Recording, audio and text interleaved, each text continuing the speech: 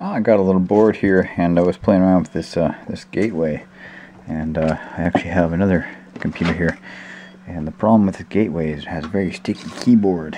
It's sticky. It doesn't respond too well.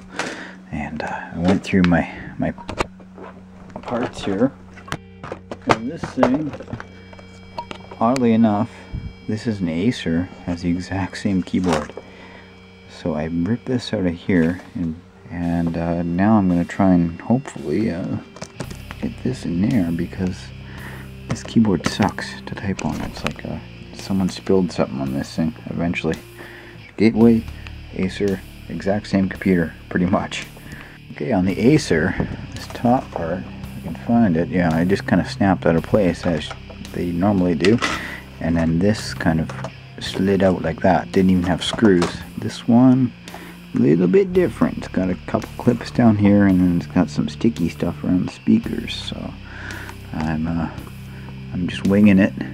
And usually these things pop out pretty freaking easy. Don't worry about the cracking sounds. Those are just the clips.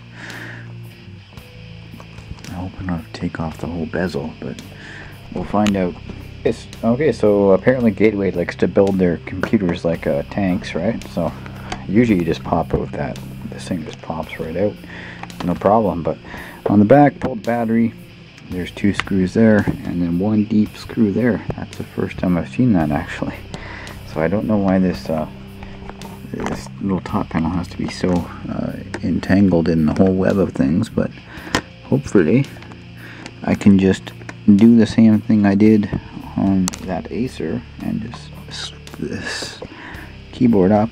Not even any screws in her, but it is sticky. Let's see if I can't slip it up. Oh man, there was like some goo going on here that smells like coffee.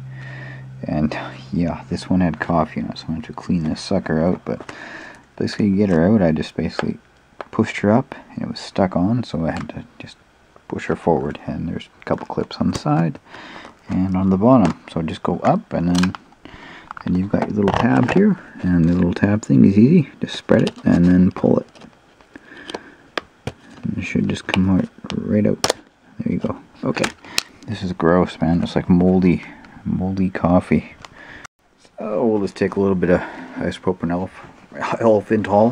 alcohol, and we'll clean that down, and it's clean.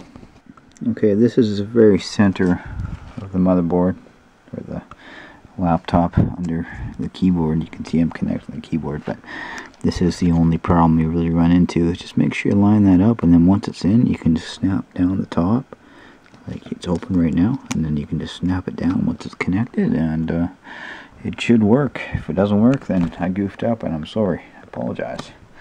So just snap it back in place. Should be good to go, and then just put the screws on the back, and hopefully it still works. Okay, so just as a test, I put it back together quickly, and just opened up Notepad and fired off some spaghetti talking, and so this keyboard does work. I think cleaning out all the coffee on the back helped a little bit. It does seem more responsive. So there you have it, and that's taken apart a Gateway. I forget the model number, but yeah, it's an NV series. Nice little laptop. Yeah, I wouldn't say it's fixed, but close enough. Close enough. Thanks for watching, guys. And would you look at that? I even put the Acer back together. Good as new. Kind of. It needs a battery and some stuff, but that's a lovely laptop. I love this thing. 5517.